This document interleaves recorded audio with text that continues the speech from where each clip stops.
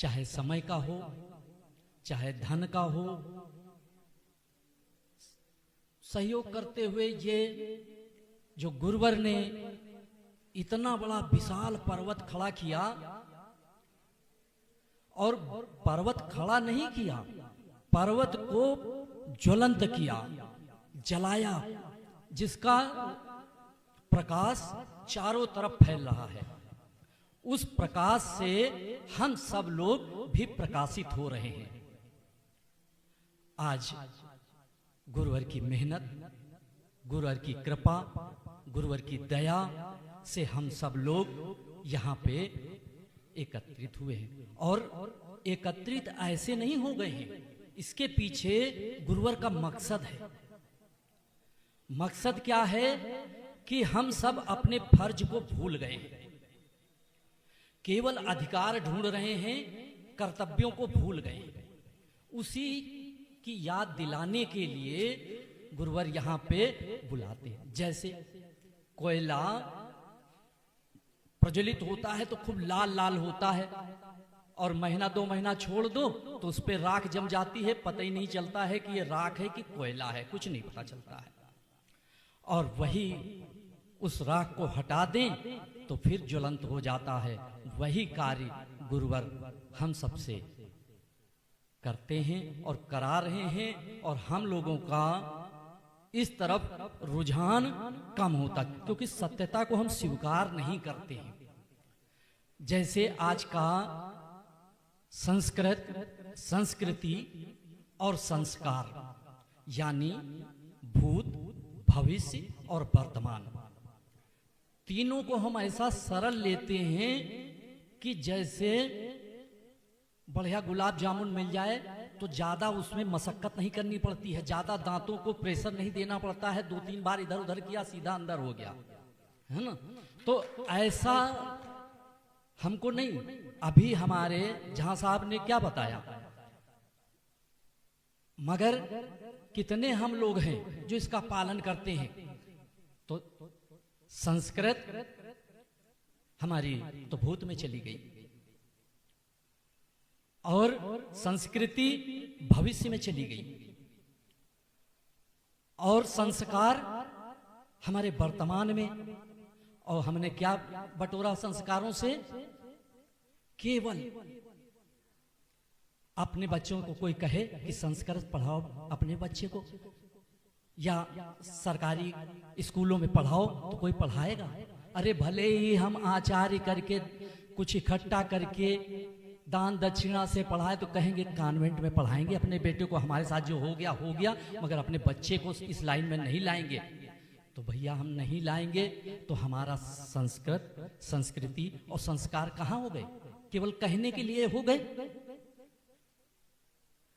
तो हम सबसे पहले अपने कर्तव्यों को ध्यान दें कि हम क्या कर रहे हैं।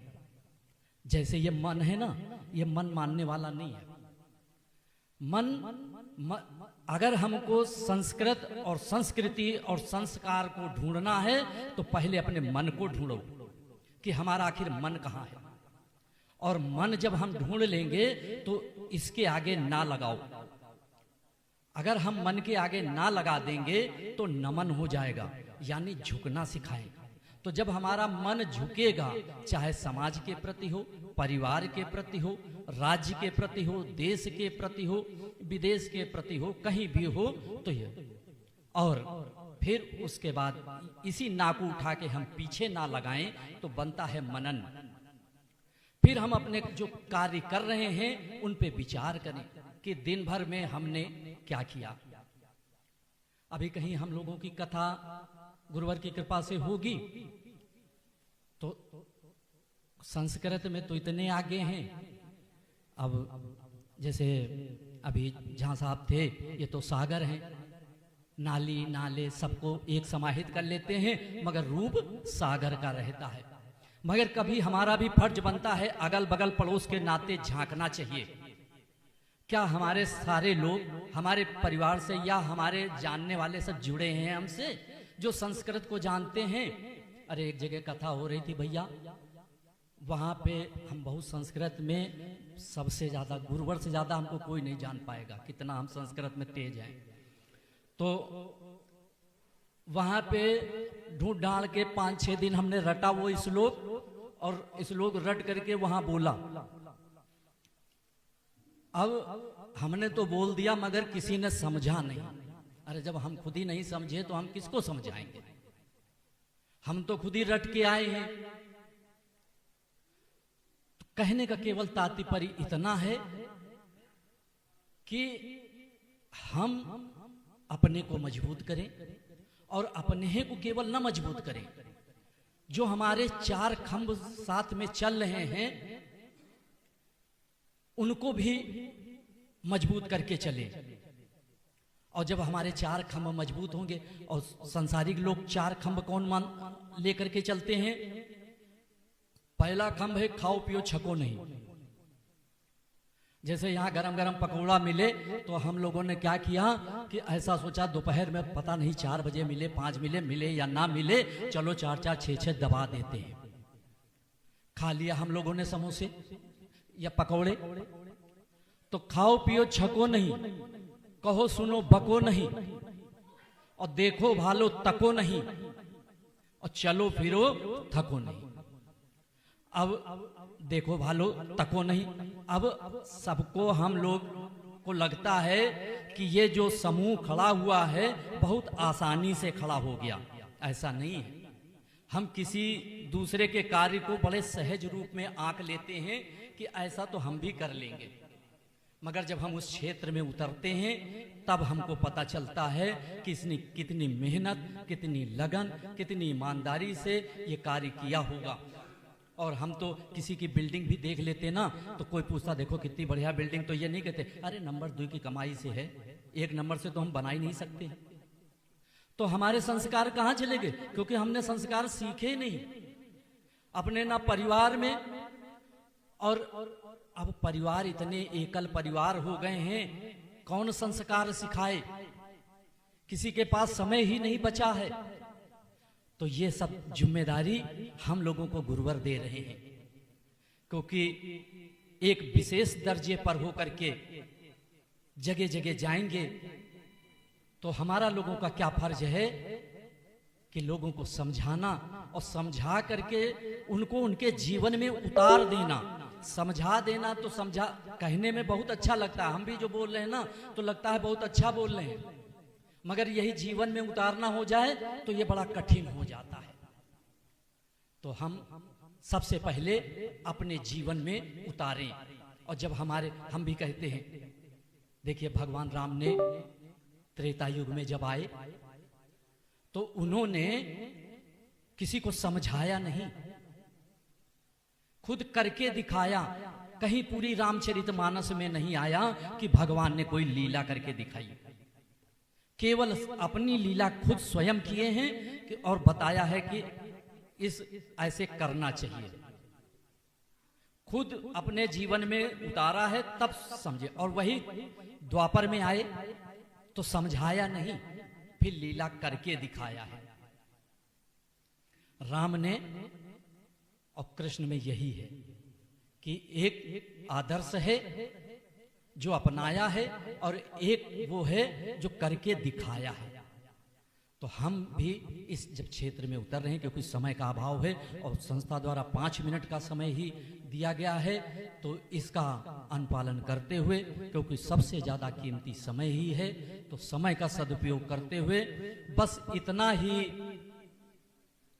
हमारा आप सबका कार्य गुरुवर की ज्योति से अपनी ज्योति को जलाते हुए जहां जहां भी हम जाएं तो उस ज्योति को प्रज्वलित करना है। और जो गुरुवर के संकल्प हैं, जो गुरुवर के विचार हैं, उन विचारों को उजागर करना है, प्रकाशित करना है। तभी हमारा संस्कृति और संस्कार उजागर हो पाएंगे। एक छोटी सी बात, क्योंकि सब लोग उदास बैठे हैं तो हो सकता थोड़ी हमारी बात से हंस ले।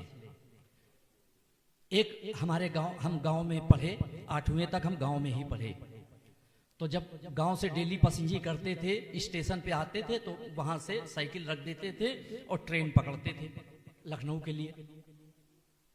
तो जब गांव से बाहर निकलते थे, गांव में कोई भी हो सबको आदर सूचक, यहाँ तो नहीं मालूम है, मगर गांव में सब आदर सूचक शब्द होते थे। चाचा चाची, कोई भी जात कास्ट को हो, मगर चाचा चाची से ही जो भी रिश्ता लगता है संबोधन करते हैं।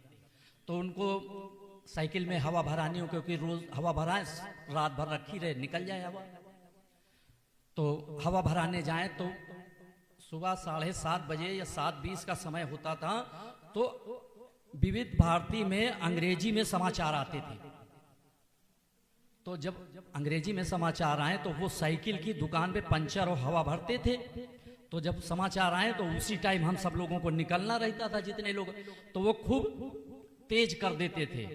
उनकी समझ में कुछ नहीं आता था, वो अंग्रेजी में समाचार आते थे, उनकी समझ में कुछ नहीं आता था, तो तेज कर देते। तो हम लोगों की गाली का चक्कर रहता, तो कहे अरे चाचा जल्दी हवा दे दो, हवा दे दो, तो कुछ नहीं बोलते, तो ऐसे चुप उंगली पे मुंह पे रख देते थे कि चुप रहो तुम लोग। मतलब यानी कि वो समाचार सुन रहे हैं और जानते वो धेला भर नहीं थे, कुछ भी नहीं जानते थे। तो बाद में पूछो जैसे कभी क्या हुआ, तो कहते थे अरे तुमको क्या मालूम है, लांग लांग एलिजाबेथ प्रेजेंट कंटिन्यू। अब भैया कितने लोगों को यहाँ समझ में आया हमारी अंग्रेजी? नहीं समझ में आई होगी, क्योंकि हमको खुद ही नहीं समझ में आई आज तक के, है ना, तो हम क्या समझ पाएंगे। मगर कहने का यही तात्पर्य है कि हम सब लोग अब इस दिए से दिए को जलाते हुए चलें और देश समाज राष्ट्र में ये दिया इतना प्रज्वलित हो कि बिल्कुल ज्वाला बन जाए, ज्वाला बन जाए। क्योंकि यूं तो सैकड़ों दर्दमंद मिलते हैं, काम के लोग जमाने में चंद मिलते हैं, और मुसीबत का वक्त आता है तो सभी के दरवाजे बंद मिलते हैं। केवल एक गुरु का ही दरवाजा है जो हमेशा खुला रहता है। जब भी आवाज दोगे तो गुरु का दरवाजा खुला मिलेगा। तो जो कोई हमको सबको दिक्कत आएगी तो गुरु का दरवाजा खटखटाएंगे, और इसी ज्वाला से अपनी ज्योत जला करके हम लखनऊ को प्रस्थान भी करेंगे। तो अपनी वाणी को विराम देते हैं।